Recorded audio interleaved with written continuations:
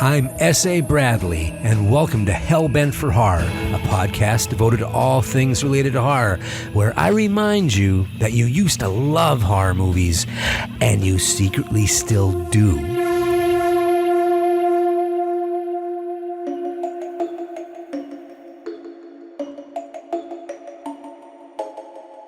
Let's take a look back at a fascinating time in television history.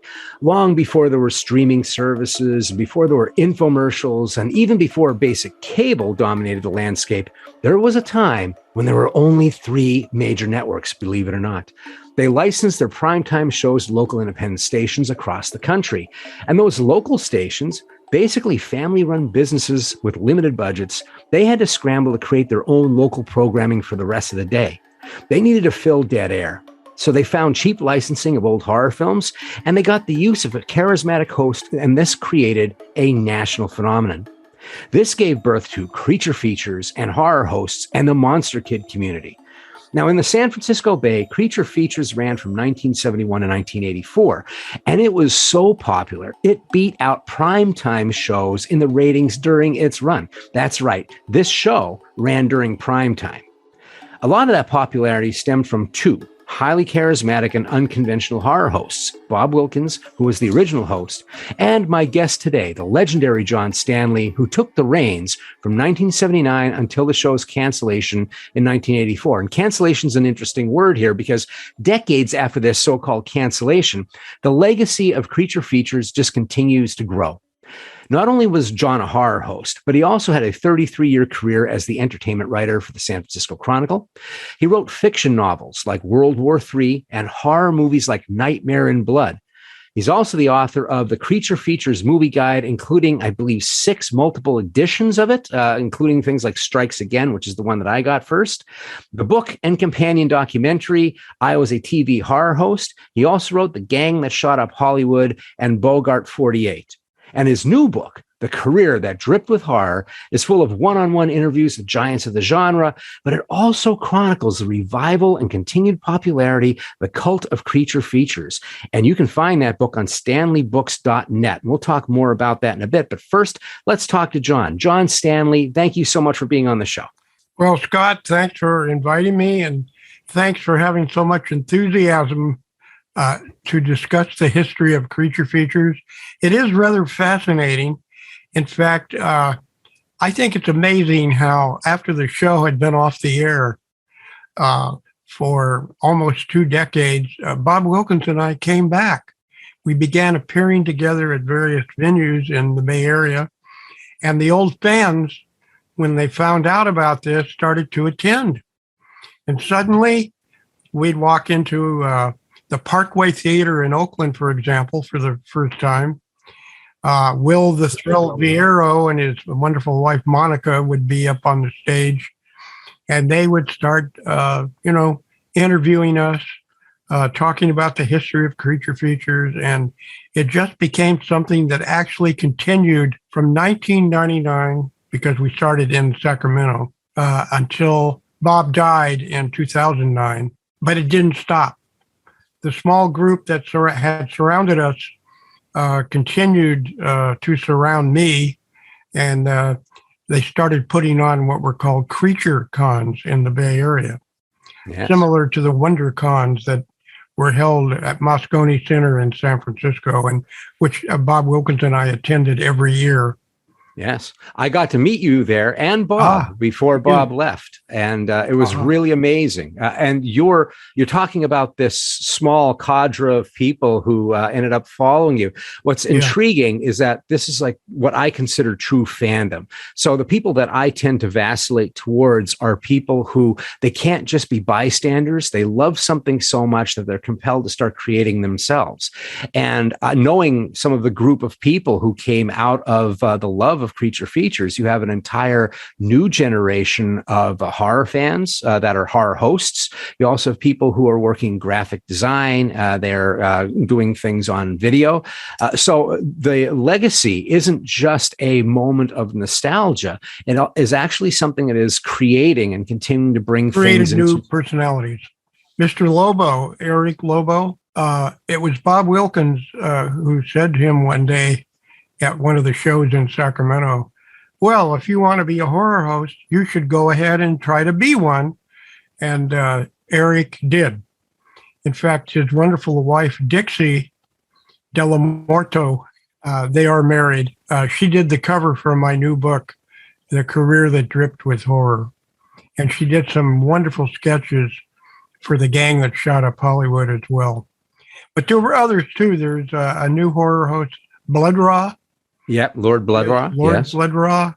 So we really did, Bob and I coming back, created a new part of the genre.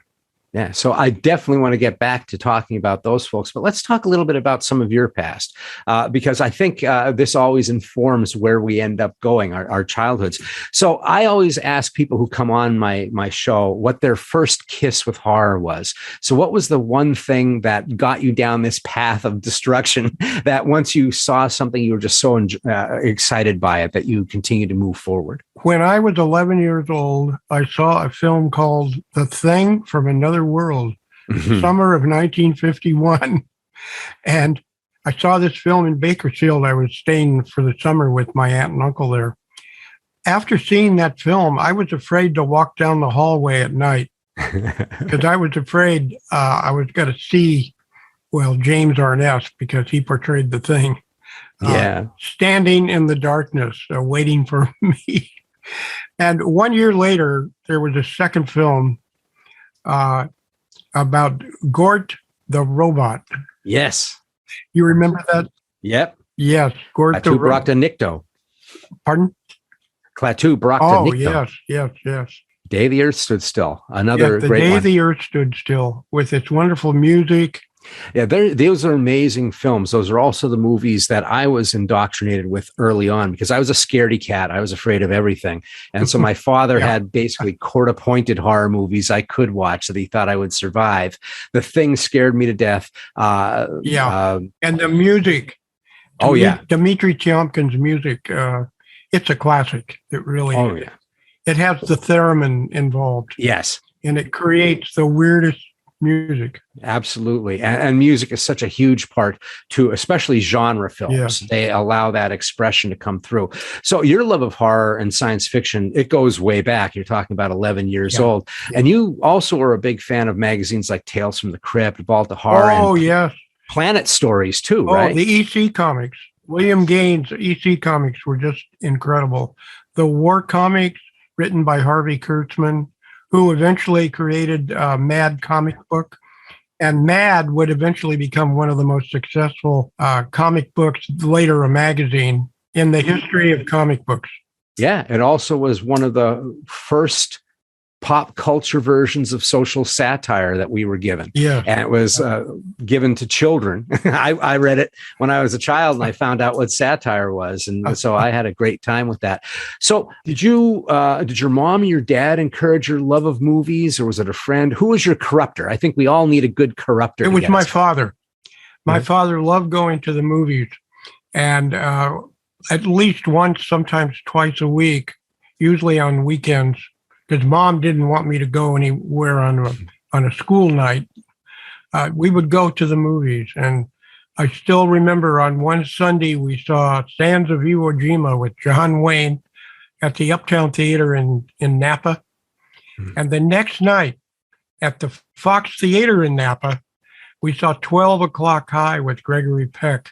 Wow. And my dad had fought in World War II on Luzon. And he had been hit with 3 machine gun bullets. One hit him here in the chin. He'd call it his Kirk Douglas dimple. One hit him in the shoulder. No big deal, he would say. The third bullet missed my heart by that much. He's the one who really introduced me to movies. And, it just never stopped after that. In fact, they got you an 8mm film camera, correct? When you were about 15 years old? Yes. I used to create my own movies. Me and a friend named Gene Blodgett would go out on weekends with the camera, and we made a Western. They were 20, 30 minutes long. We made a war movie. We made a film about the Cuban battle. Yeah, the Bay of Pigs. The Bay of Pigs. Yeah, that was the title of it, The Bay of Pigs. So, yeah. So we had a lot of fun making films. And eventually, yes, I would make one, what is some people consider it an unusual horror film, sort of a classic that dealt with fandom. Yes. It dealt with the popularity that Star Trek had created in the 1960s and 70s. And we wanted to make a film based on the kind of conventions we had always been attending. Yeah. Nightmare in Blood. The Nightmare in Blood, it came out in 1978. It took a few years to get the money for it and to shoot it. We had a distributor who backed out. Then we got a brand new distributor who wanted to release the film all over America. So it ended up pretty successfully at the very end. Yeah. So you had a film in your blood in a way. And if I remember correctly, you have a connection to the Oscar as well, don't you? Do I have a connection to the Oscar statuette? Oh, yes. It's in my book, The Career That Dripped with Horror. My father had an uncle, George Stanley, who is the man who designed the Academy Award back in 1929. It started with one of the studio heads giving him a drawing on a napkin. They were having dinner together in a restaurant.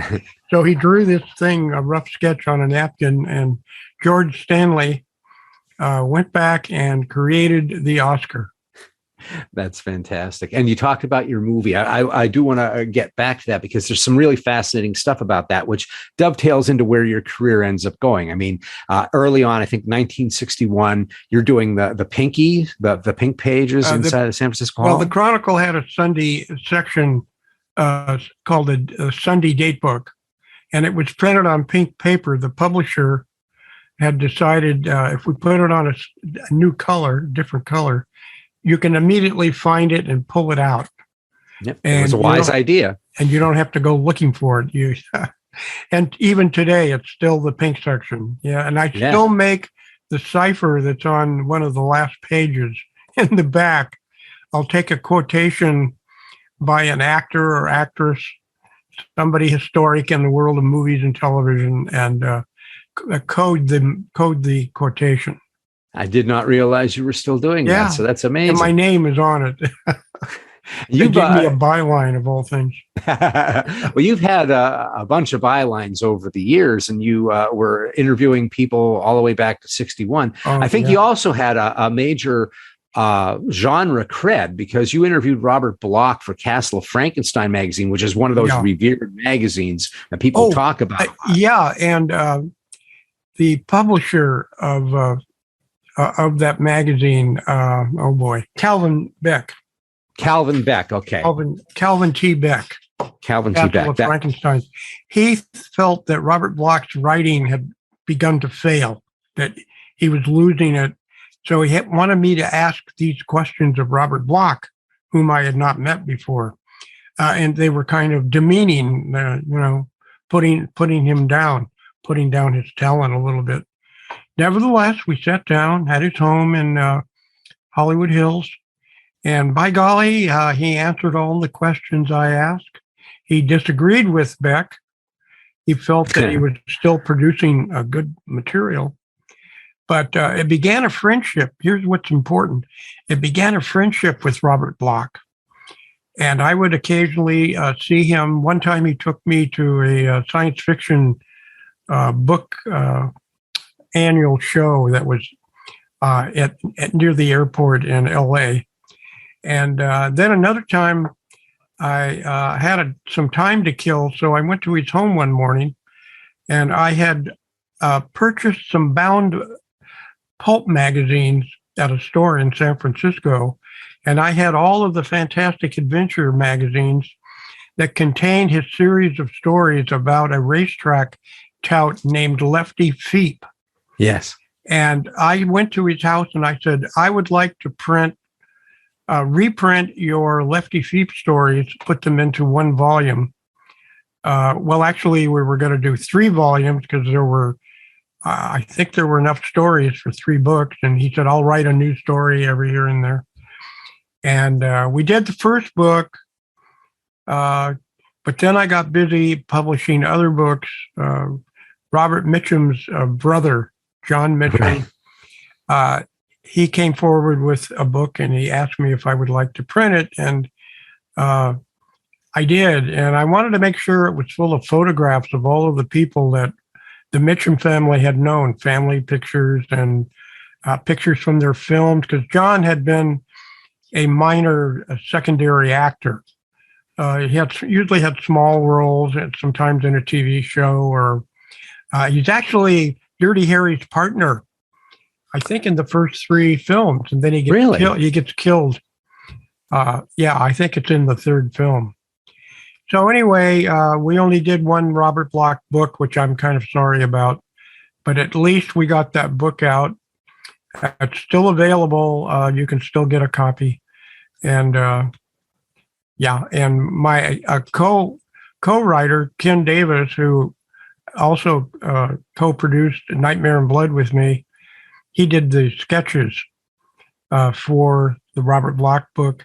He also did sketches for my movie guides. Each letter of the alphabet would start off with an original sketch. Like A would have an alligator, for example. We took those and compiled a 7-page unit in the book, the new book, where you get a chance to see all the sketches that Ken Davis did. He was really a fine artist. Yeah.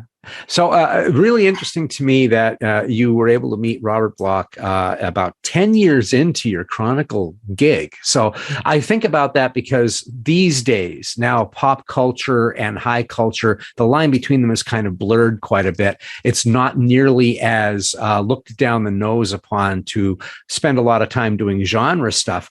So back then, did the Chronicle give you space to write about genre films at that time, or was that considered greasy kid stuff and really something that you kept secret? Well, there was a book editor. I'm trying to recall his name. It's so hard to remember some of these things. But when I would go into his office, he would have rows of books because they were all copies sent to the paper to be reviewed. And he said, John, take any book, science fiction, fantasy book, and write it up. And if we like it, we'll print it, which he did. I was doing just countless number of book reviews, as well as the Sunday entertainment pieces covering movies and television and nightclubs and things like that. Do you remember what your first movie review was? Oh, Payne Knickerbocker was the movie critic. Yes, let me explain. I went up to him one day and said, gee, I love seeing movies, and I'd like to write some sample reviews. And he'd say, okay, put them under the under my paste pot here on my desk. And when I get a chance, I'll read it. So I would go, this was when I was still a copy boy. And so I would walk through the office, and he'd see me and wave and come over here, John. He'd say, this is a terrible review, or this is, not bad, it's pretty good. So I did that for about a year, and one day he comes up to me and he says, John, my wife and I are going to Nuremberg. We're going to see a brand new movie called Judgment at Nuremberg. Wow. And while I'm gone, I want you to review some of the new movies that open. In December of 1961, my first film review was called I Bombed Pearl Harbor, a Japanese film. So that was the beginning, and off and on for a while, I would review movies, and then that kind of slowed down, but years later built up again. It's kind of a long, involved story, but many film reviews along the way, a lot of them science fiction, fantasy films. Yeah. It seemed like you had that niche. And I think that's also kind of how, as time goes by, you find yourself kind of inured into the world of creature features. So let's talk a little bit of creature features now. So I'm originally not from the Bay Area, even though I'm wearing my creature features Ripley's Believe It or Not shirt. I'm wearing mine too, see? Yay, look at that. Yes. That's a great one. Is that on your website as well, StanleyBooks.net? This is Stephen Taylor. He made this, and You can purchase it on his, I think, on his website. Yeah. So I'm originally from northeastern Pennsylvania, and I had my own horror host. His name was Uncle Ted, Uncle Ted's Ghoul School. And that's something that I watched in the early 70s. But what's interesting is that some hosts, you guys were famous beyond your local area. And I had heard about some guy in a rocking chair that was making fun of movies, but I was on the other side of the country. I would hear about it because I was listening to New York stations, so New York horror fans and conventions. I was near Philadelphia, so I was equidistant between Philadelphia and New York. So we had Roland, who ended up going off to be Zachary when he went to New York. Oh, Zachary there. Zachary, yes. I met him one time. Yes. Oh, fantastic. So what I think is really intriguing is that you were famous in a way that was almost like I never saw the shows because I was on the other side of the country, but I would hear about things that were said about the movies and that they were showing boobies at certain points and unedited stuff. And so it became like... Yeah, there was a show. Yeah, they did that. Yeah, it was, I think, Twins of Evil, right? Yes, it was a British horror film, yeah. Yeah. And so you were kind of part of the lexicon of teenage boys who are involved in horror hosting or loving horror shows. And I think it's really interesting that, I read books about the Shock Package in 1957. That's kind of when it reinvents the horror host as a marketing tool. Yes, that's when Vampira was the very first, when Universal Studios released all of their horror films. She didn't last very long, only a couple of years, and she did make Plan 9 from outer space. Yes. But because the many stations were now getting the Universal films, they thought, well, we better get a host similar to Vampira. Yeah, it was like overnight. Most of them were men. There was Elvira years later, who we got to know very well. She was a major part of our group. So were you a fan of that first wave of folks like Vampira, Goulardi, and Zachary? Well, when I got drawn into this, my wife and I had just moved to Pacifica, and we needed cable TV. We lived back in the valley. So one of the extra stations, besides the three major channels, came from Sacramento called KCRA. It was an NBC network affiliate. And on Saturday nights, Bob Wilkins, this is where he started. 11 o'clock at night, he'd come on and introduce a Japanese horror film or... Attack of the Mushroom People, I think is the first one, right? Yeah, or the Giant Dinosaur Killer monster movies or whatever. And he was doing very well. And an executive who knew him, Bob had started as an advertising executive. That's the strange part about it. Right. But he had a sense of humor. The station liked that, and they thought that would work by giving him these movies to talk about. In fact, the first night, he had a copy of TV Guide, and he read what was on the other channels. Yes. Opposite him. And this angered the Roseville car dealership sponsoring the show. They called up and said, Bob ruined the evening, telling everybody to go somewhere else to watch another show. And the KCRA told the dealers, hey, Bob was the hottest show in his time slot. Yeah. Oh, tell Bob we want to have lunch with him. Then there was an executive who moved to Channel 2, and he decided, bring Bob with me, and I'll put Bob into prime time, 9 o'clock Saturday night. And that was a big hit. So Bob moved to a brand new market, and I had seen him when he was still, in Sacramento. So in fact, I was the first to do a story about Bob 1 week before his program debuted in January of 1971. Yeah. We had a huge story about Bob. We got together. We met each other for the first time. I had been writing letters to Bob. We had made some phone calls, but we had never met in person. So that was our first meeting. And by golly, a friendship formed.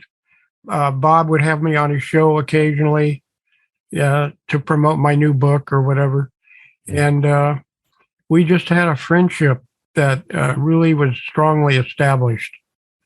This is some of the things that I had heard that were kind of like legend and lore. That was how did you two get connected? And I had heard that you were kind of like Ed Sullivan's kids in the hall, the guys who were writing jokes for him in the hall. You would send stuff on to Bob, who was a very likable person, but he was not a very storied person in knowledge about the movies. That's true. He wasn't really a fan of the horror film. He did learn a lot about it. There was a man who ran a theater named Bob Shaw. He ran a theater in the East Bay. Well, he came forward to Bob and said he wanted to help Bob by telling him, before Bob shows a movie, I'll tell you the story of how it was made, who the actors were, who the director was. So he began working closely with Bob, and eventually would have a job in the film department at Channel 2. And then in 1982, they needed a new movie reviewer. Mm-hmm. So Bob Shaw became that movie reviewer. It seems that happens a lot with Bob. Bob seems to have people like Ernie Facilius, who did Hardware Wars. Hardware Wars, yes. Yeah, he brings people in, they get on the show, and the next thing you know, he goes, well, why don't you just have a career doing this now? Why don't you start doing something too?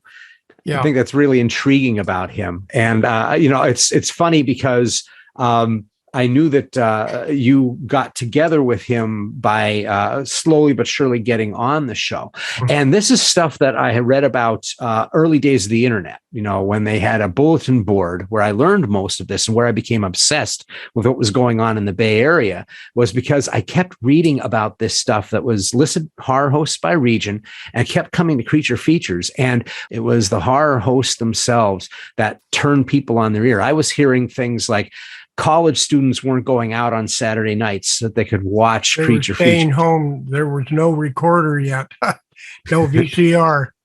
No, you had to be home to see the show. And that's about as hip as you can get to have college students stay, especially because Bob and you did not wear capes. You didn't do any of this stuff. He was wearing like a leisure suit. We didn't create fictional characters.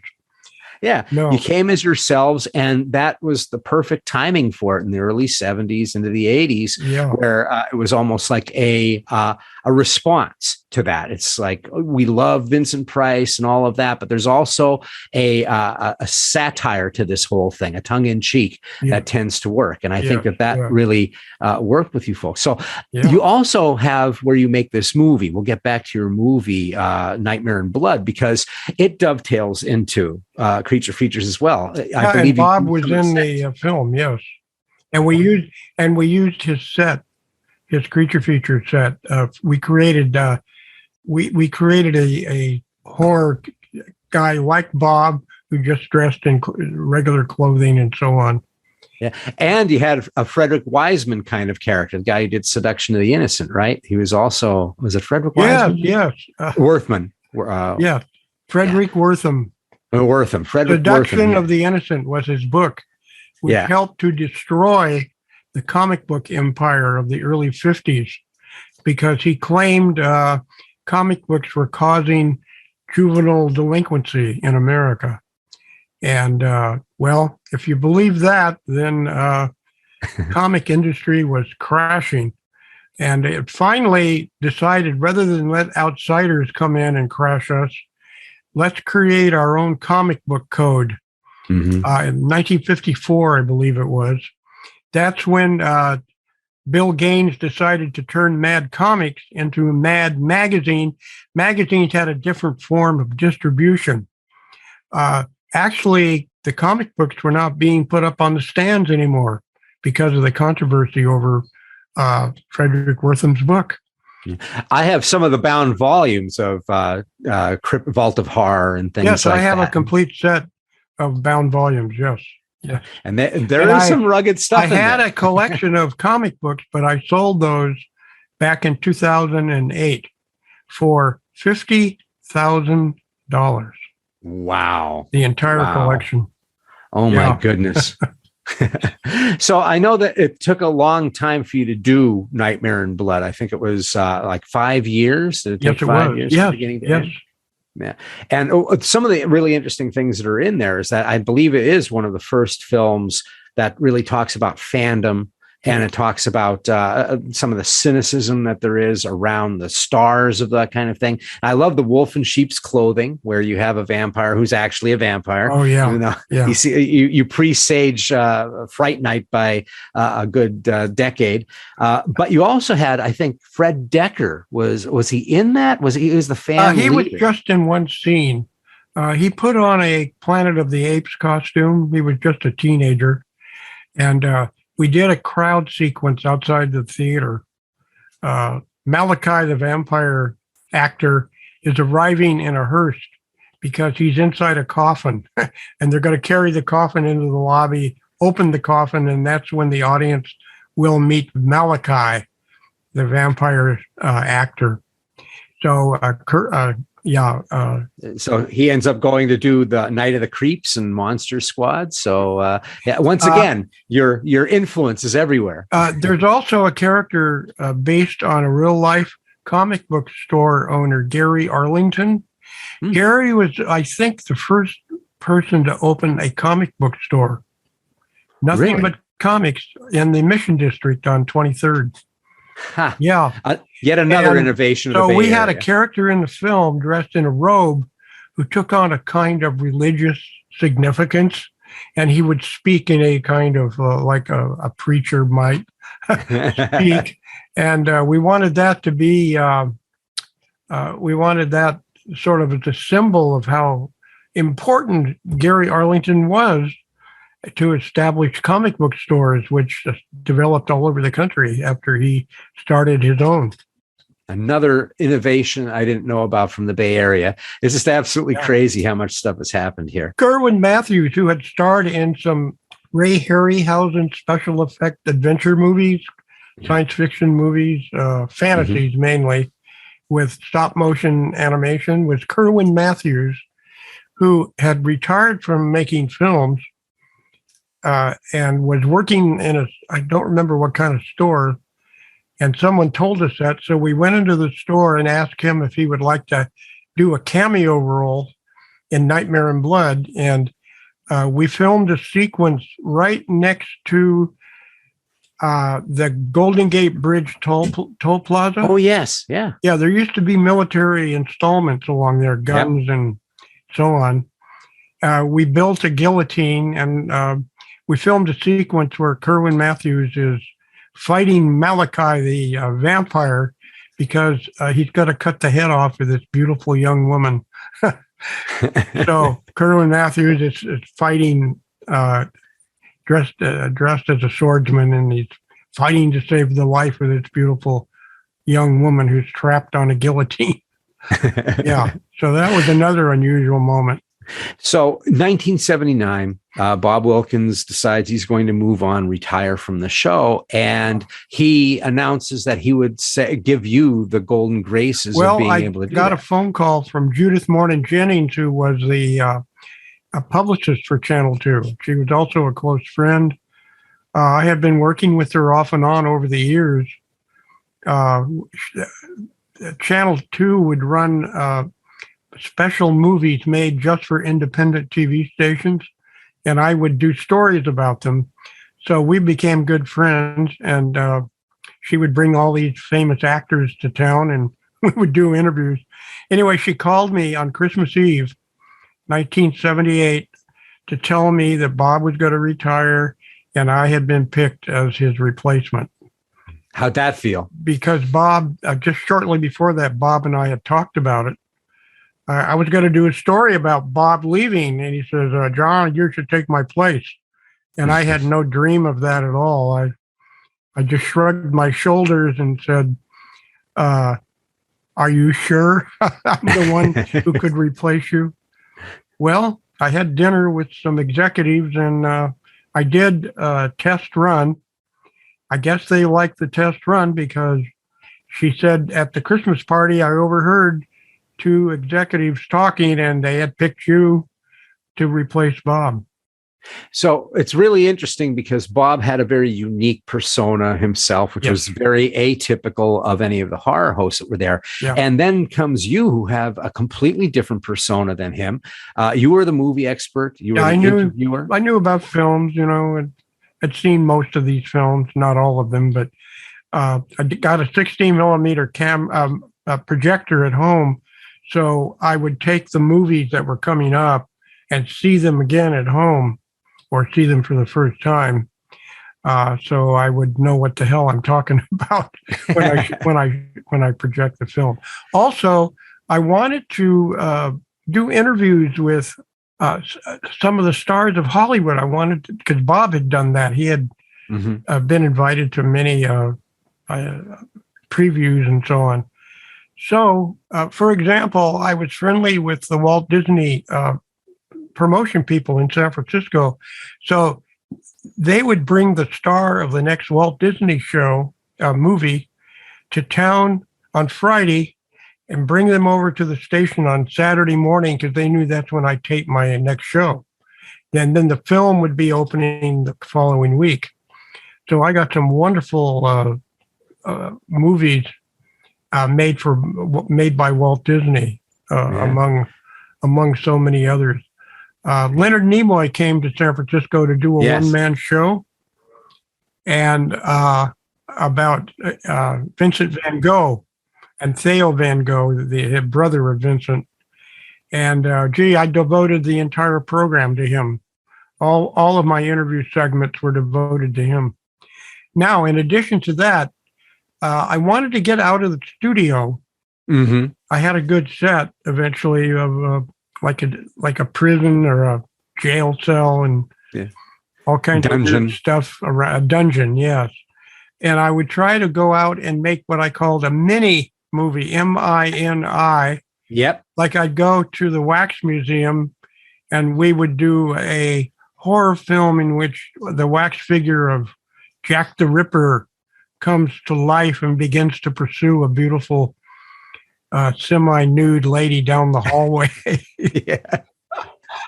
And I would find an actor who could come in and play that character, and I would be John Stanley, the creature feature host, who's here to investigate the possibility that your wax figures are coming to life late at night when nobody's here to see them.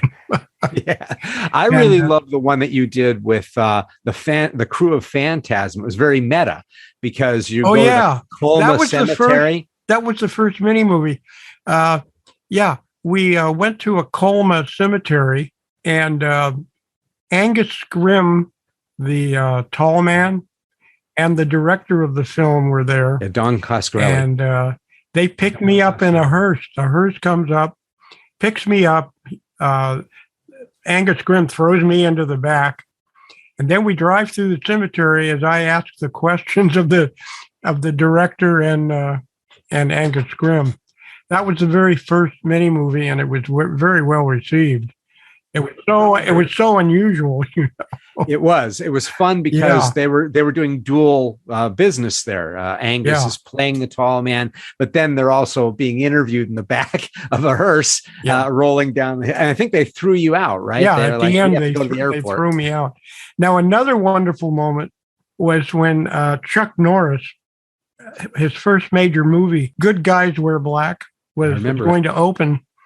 And he called me at home and said, I'm going to come in with my brother, Aaron. And I said, instead of coming to the station, can we meet at a martial arts workout studio somewhere in San Francisco? And he picked the Kook Sool One on Van Ness Avenue. So we met there. My cameraman came in, and he and Aaron were fighting, doing martial arts. And I would come up behind him and tap him on the shoulder, and he'd spin around and grab me. And then I would do the interview as we stood, stood among a number of unconscious bodies we had spread across the floor, like he had knocked out all of these all these, Cooksul 1 stars, as it were. So here's one of the things, diving into the book now. This book is predominantly a lot of interviews that you had during this heyday time, and Yes. some of the things happening. May I speak about Ray Bradbury? I had done Absolutely. That's where I wanted to go. a long interview with him at his office in 1969. It was the first time we met. We would meet 3 or 4 more times before this was over. But I had a couple of hours with him. Now, my first book, I was a TV horror host. I did use some of that material, but not all that much of it. And when I found the parts I hadn't used, I suddenly realized this was an in-depth plunge into the brain of Ray Bradbury, getting him to discuss, how do you write your stories? How do you look upon the characters, and where do you get some of your ideas? Those kind of questions just opened the door to this wonderful man. And we went on for 2 hours with all of this material. And some of the best part of it is now in the book. Yes. Yeah. He was one of your idols as well, right? Yes. He was an influence. Yeah. He came to San Francisco, and we filmed another interview at the cinema. Well, the first filmed interview was at the Cinema Shop, Dan Ferris's very famous cinema shop at that time. He had movie posters. He had a little room. He put posters up in the back of Ray Bradbury projects. It came from outer space and other things like that. In fact, I did quite a few interviews at the Cinema Shop, because Dan Ferris was always couldn't wait. Bring the star in. I want to meet him too. That's great. Anyway, the mini movies continued. There were some that I didn't think were quite as good as some of the first ones, but anyway, it got us out of the studio.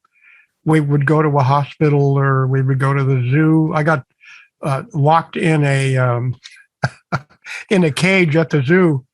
And, the girls were making a film called The Mafu Cage, and I'm trying to remember their names now. It's been so long, but you mentioned Bradbury, a huge influence of yours, and you also interviewed someone who you called the heir apparent to Ray Bradbury, Stephen King. And you did that interview before he really broke completely open. It was early in his career.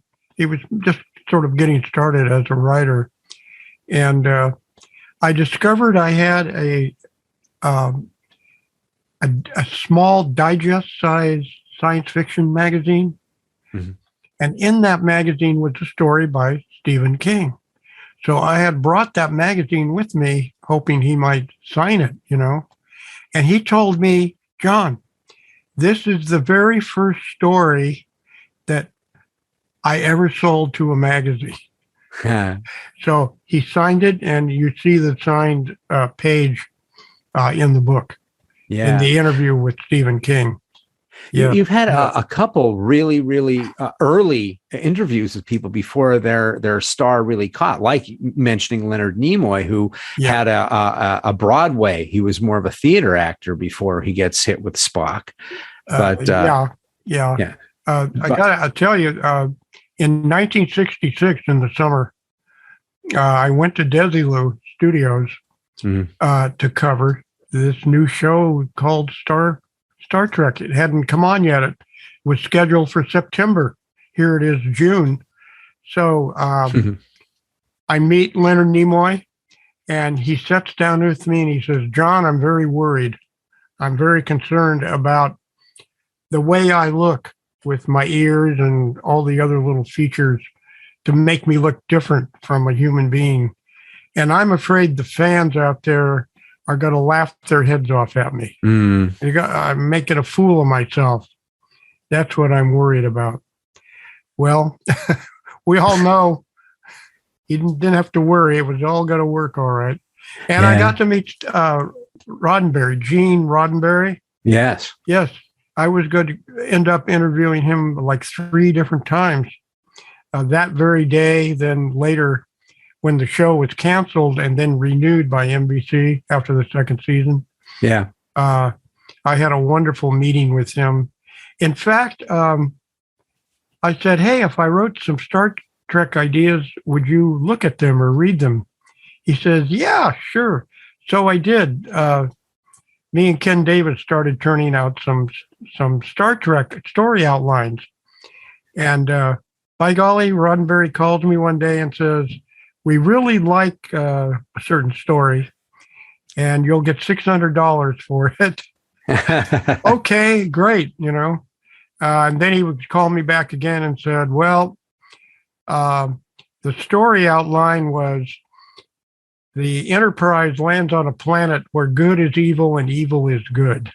And NBC thought that was too anti-religious, and they turned it down. So we continued to write more. We must have done a dozen story outlines. And I got a call that, yes, Fred Freiberger would love to talk to you. He really likes some of your stories. And 2 days later, before Ken and I had time to get down to LA, the series was canceled at the end of the third season. Yeah. And that was the end of Star Trek, at least we thought. Right. And right. Lucille Ball, who was very responsible for Star Trek, I spent an evening at her home in 1975. She was doing some TV specials with Jackie Gleason and Art Carney. And so they were both there at the house that night. Wow. But she had told me that Gene Roddenberry had been a very difficult personality. As much as I had liked him and thought he did a great job, those who had to work with him within the studio found him to be very difficult. So when NBC called Lucy in early 1966 to tell her, hey, we like the second pilot you have made. They had rejected the first pilot. And we want to put the show on the air in September, Thursday night, 9:00. But I need a promise from you, Lucy, that you will produce the show. So Lucy called an emergency meeting with all of her staff, executives, and tells them they want to put Star Trek on the air. Isn't this wonderful? And we got to produce, 25 or 30 episodes. And no, Lucy, all the execs start raising their hands. No, Gene Roddenberry spends too much money. It's hard to deal with. He'll destroy Desilu Studios. And this went on for, the next hour or so. And Lucy said, I was heartbroken.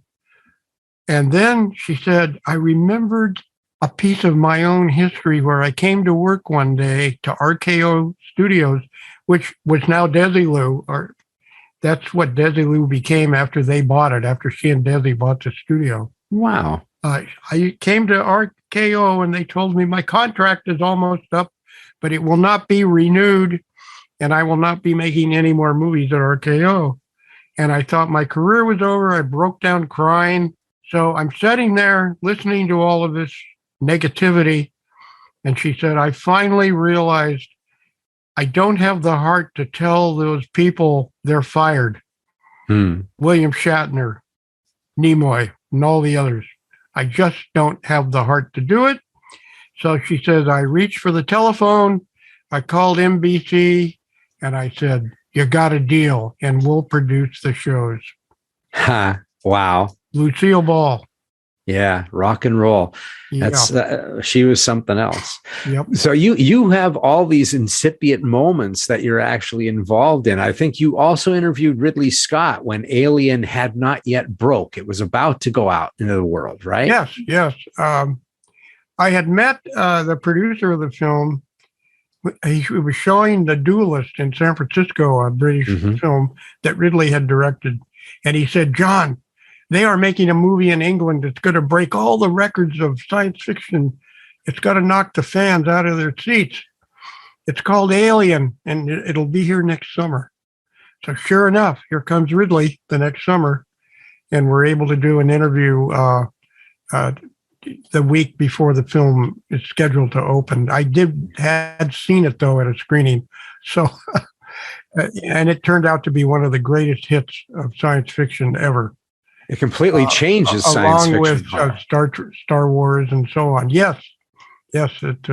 Harry Dean Stanton, who played one of the crew members, he's in the book also. He was on one of my last shows in 1984. And he said, I'm not a science fiction fan.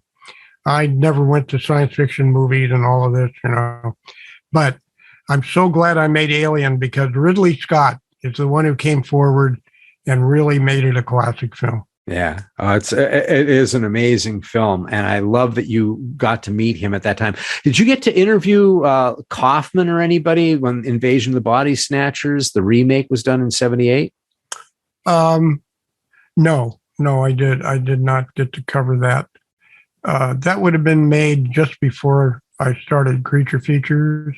Yeah, it was made in San Francisco. Yeah, you're talking about the second version.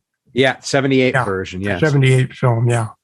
That's another one that I think is absolutely amazing, and it's such a San Francisco movie, at least for that time period. It really has that feel and look. We could talk about a whole bunch of different interviews that you have in the book. I want to say that Julie Adams and Ben Chapman, the Creature from the Black Lagoon duo. Oh yeah. Oh, I've got to tell you, there was a wonderful irony at the Castro Theater. Bob Johnson, who put on many of the shows that Bob Wilkins and I attended, had scheduled to show The Creature from the Black Lagoon in 3D. It was one of the last movies from that period in the early 50s to be made in 3D. So a lot of people, some saw it in 3D and a lot of people didn't because theaters began reverting back to just regular two-dimensional movies and not 3D movies. But if you look at the history, Julie Adams' legs had been insured by Lloyd's of London for $100,000. Okay, they were described as the most beautiful gams on the earth. Right. Anyway, she came to the Castro, and so did the actor who had played the Creature from the Black Lagoon in the land sequences. Can you remember his name? Yeah, that would be Ben Chapman, right? Ben Chapman. Yeah, thank you. Ben Chapman, who was also there. So Julie walks out on stage wearing a pair of slacks all the way down to her shoes. And Ben Chapman walks out wearing a pair of shorts. And you can see all of his legs all the way down to his shoes. And I'm sitting next to them and I'm looking and I'm going, how ironic.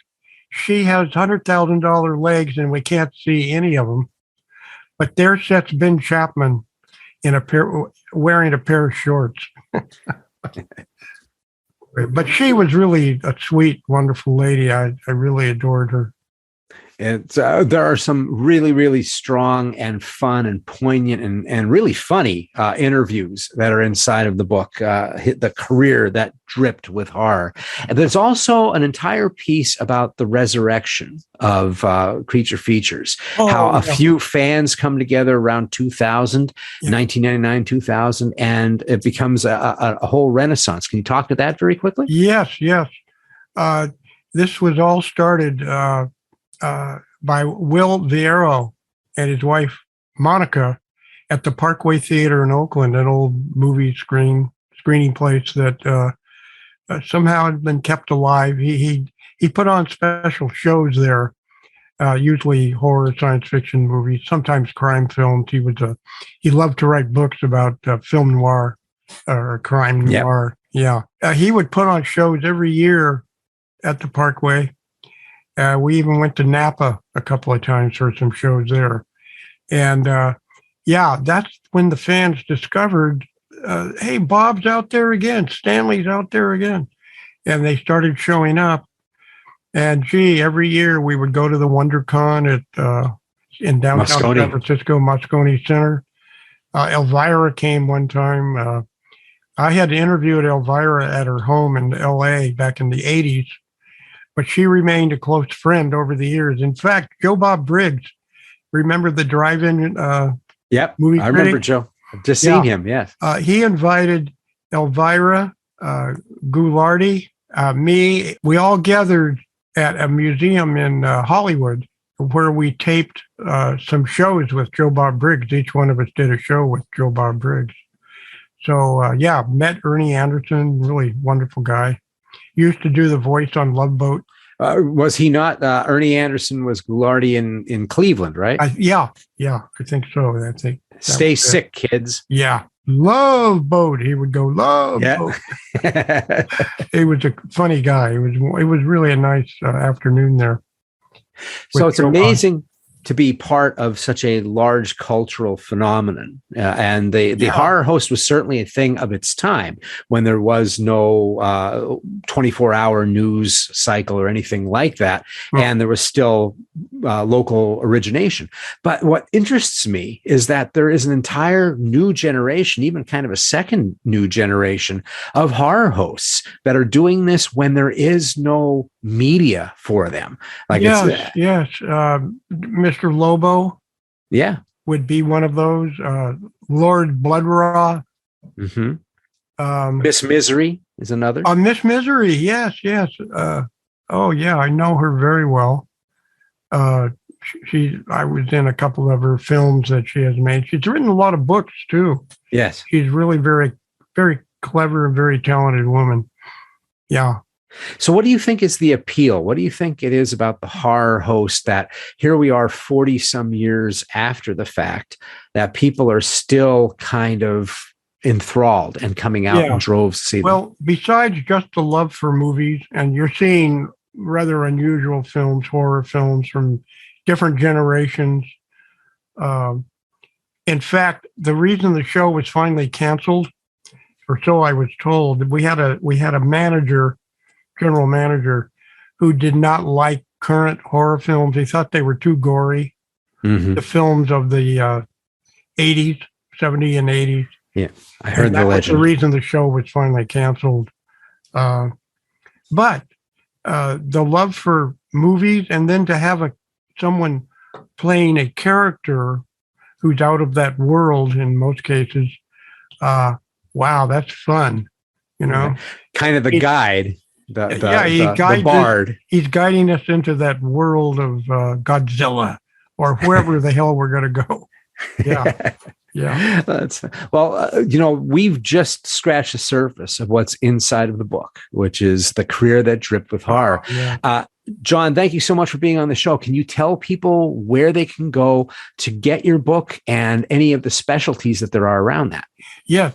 My website is stanleybooks.net, and go on there, and on the opening page you'll see a sales pitch for the book, and there is a PayPal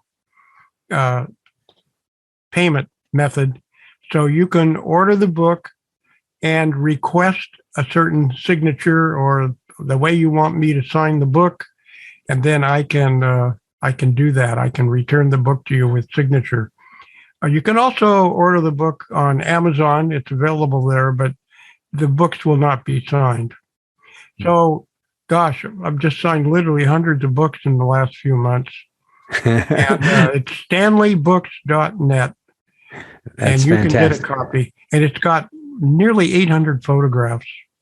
Yes. In there, and sketches, a lot of fantasy sketches. And that's not all. You're also going to be in a new documentary called Up All Night with Bob Wilkins. It is premiering at two different places. April 20th to Sebastiani Theater in Sonoma, California. I'll be there as well. Good. Scott, we'll get a chance to meet again. Yeah, it'll be magnificent. April 24th as well, the Orinda Theater in Orinda it will be showing.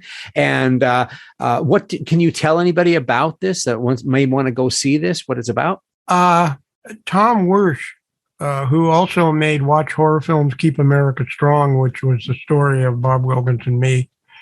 He made that back in 2008, I believe it was. He's made a lot of documentaries since then. Some have been about Playland at the Beach, other places in San Francisco he's done stories on.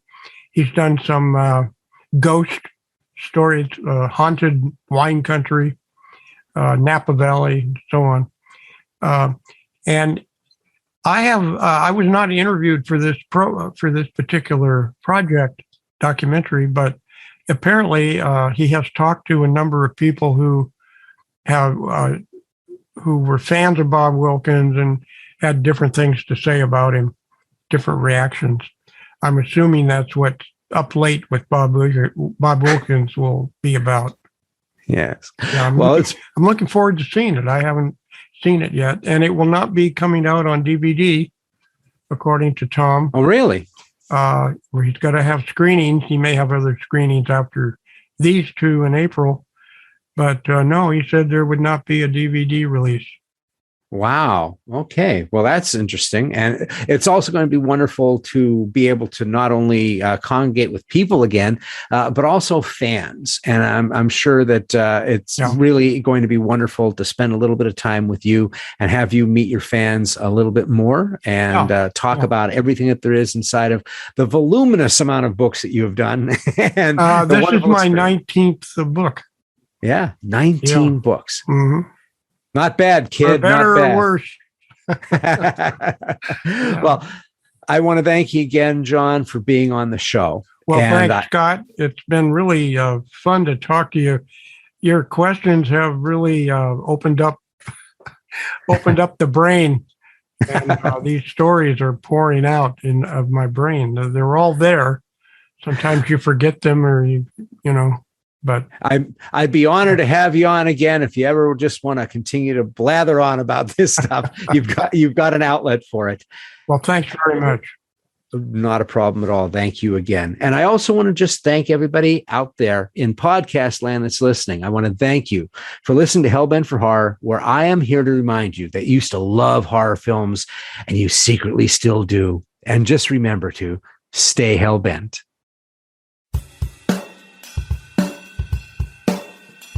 And thanks for listening to the show. Hellbent for Horror was written and broadcast by me, S.A. Bradley, and produced by me and Lisa Gorski. You can find more on our website, hellbentforhorror.com, and I'm also on Facebook at facebook.com/Hellbent for Horror, and my Twitter handle is Hellbent Horror. Please hit that subscribe button to get H4H hot off the press. And if you can do a review on iTunes or whatever app you listen to us on, that really helps people get to find us. And now for some Hellbent for Horror news. The podcast is available on some more outlets now, so you can listen to H4H on Spotify, iHeartRadio, and TuneIn Radio, as well as the regular iTunes, Android, and Amazon apps. And let there be swag. H4H t-shirts are now on sale. We have a store on tpublic.com with a bunch of Hellbent for Horror designs, and you can have your choice of t-shirts, sweatshirts, hoodies, coffee mugs, something horrible beautiful for you or that someone special. The link to the merchandise store is on our website, hellbentforhorror.com. And until we meet again, stay hellbent.